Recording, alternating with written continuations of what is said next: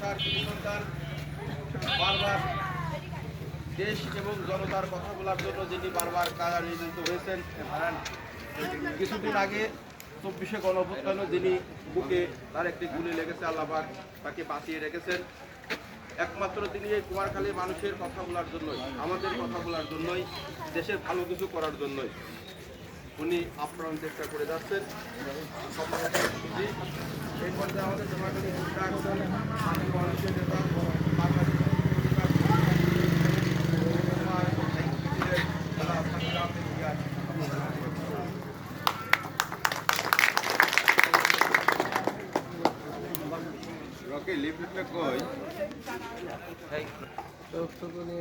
আমি আপনাদেরই ছেলে ভাই শাকিল আহমেদ তিয়ার।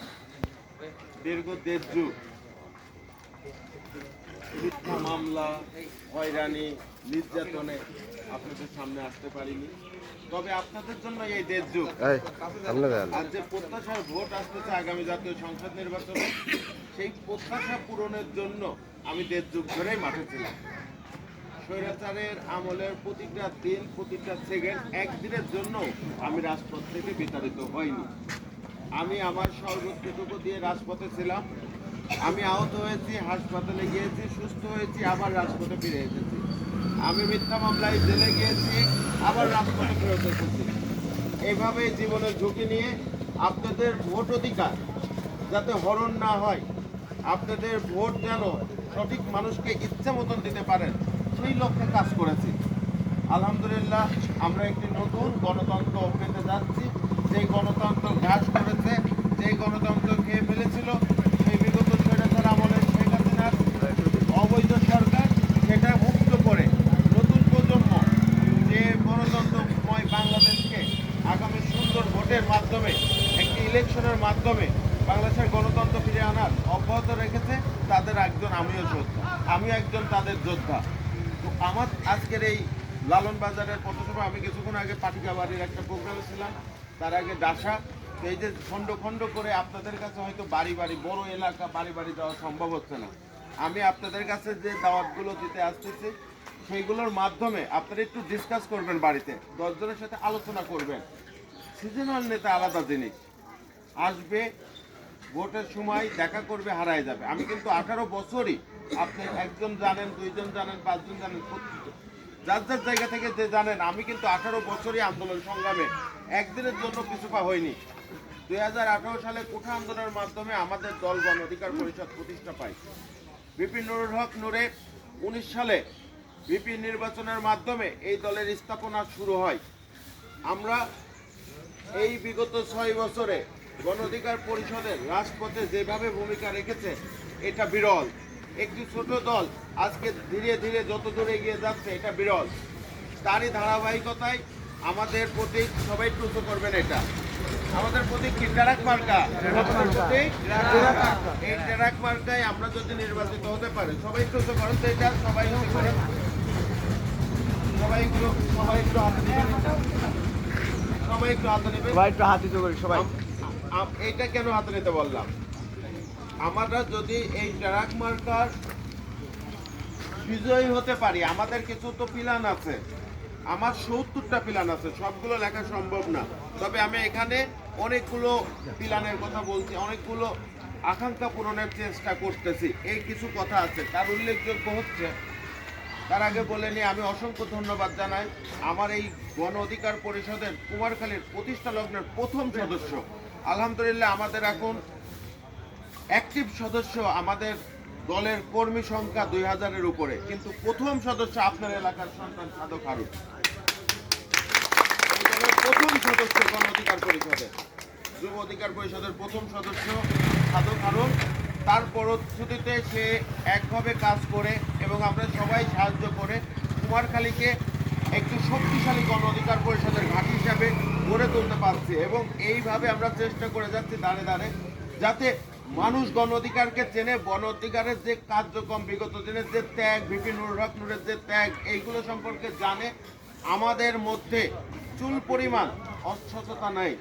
আমরা আমাদের জায়গায় দায়িত্ব পেলে আমরা শাসক হব না, আমরা শোষণ করব না, আমরা আপনার ভাই বন্ধু হয়ে আপনাদের সঙ্গে এই কুমারখালী উন্নয়নে কাজ করবে।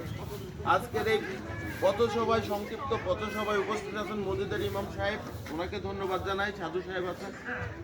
আমার সেই রাজনীতির প্রথম শুরুর সময় কয়েকজন সহযোদ্ধা ছিল, সেই সময়ের একজন সহযোদ্ধা রনি। অনেক সময় রাত 2টার সময় বকা দিয়ে নিয়ে গেছি কুমারখালী একটা আন্দোলন করতে হবে, রাত 12টার সময় ফোন দিয়েছি আসতে হবে, অনেক সময় ওর কাজ ফেলেও চলে আইছে। তো এই জায়গা থেকে এই রনি এখানে উপস্থিত আছেন, অনেক ময়মুরব্বী উপস্থিত আছেন, আমার মা বোনেরা উপস্থিত আছেন, সবাইকে আমার নেতা, আপনাদের সকলের প্রাণপ্রিয় মানুষ নুরুল হক নূরের পক্ষ থেকে আসসালামু আলাইকুম।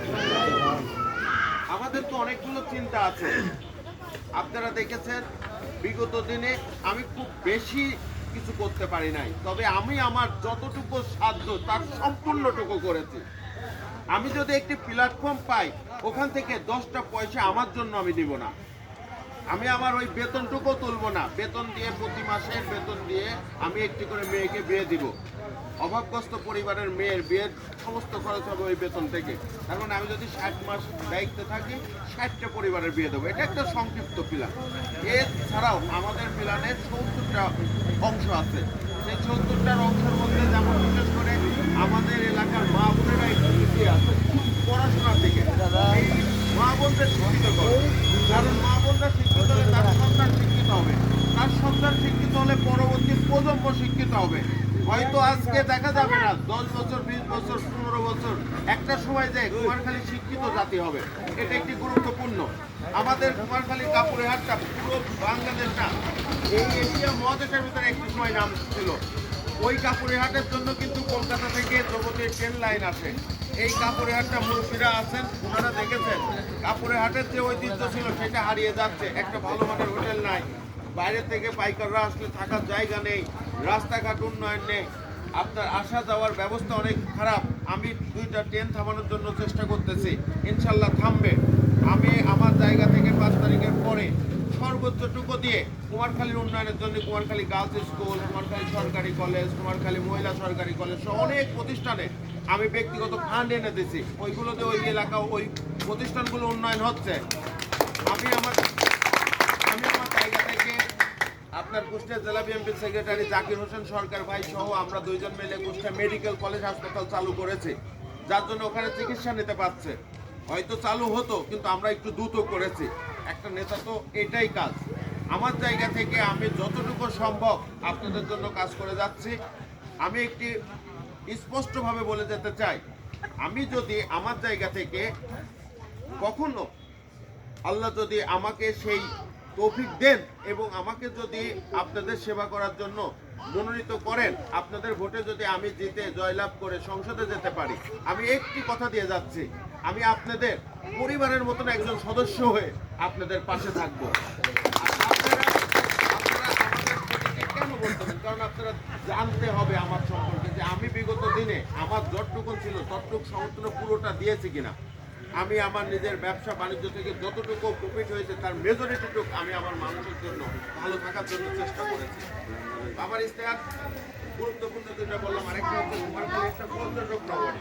এখানে লালন, টাকা হরিণা, বীর মোশাররফ, রবীন্দ্রনাথ ঠাকুর অনেক পরিজনের বাসস্থান এবং জন্মস্থান।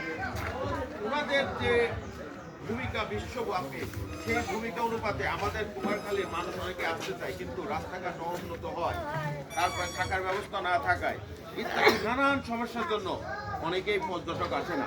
তো আমি কথা দিয়ে যাচ্ছি, যদি আমি নির্বাচিত হই, পর্যটকে বাংলাদেশের 1 নম্বর ভূমি কুমারখালী হিসাবে গড়ে তুলব। যখন 1 নম্বর ভূমি হবে, তখন হাজার হাজার বিদেশি মানুষ, বিভিন্ন জেলার মানুষ কুমারখালীতে আসবে। তারা বাইরে থেকে একজন আসলে বিভিন্ন কাজে খরচ হয়, খাবার দাবার বিভিন্ন ব্যবসা বাণিজ্য খুলে খাপে উঠবে। এইটার দিকে আমি লক্ষ্য রাখবো। এইভাবে মোট 70টা আমার ইচ্ছে আছে কুমারখালীকে ঢেলে সাজানোর, উৎসাহকে ঢেলে সাজানোর। আপনারা আমার জন্য দোয়া করবেন। আমি কখনো আপনাদের শাসক হব না।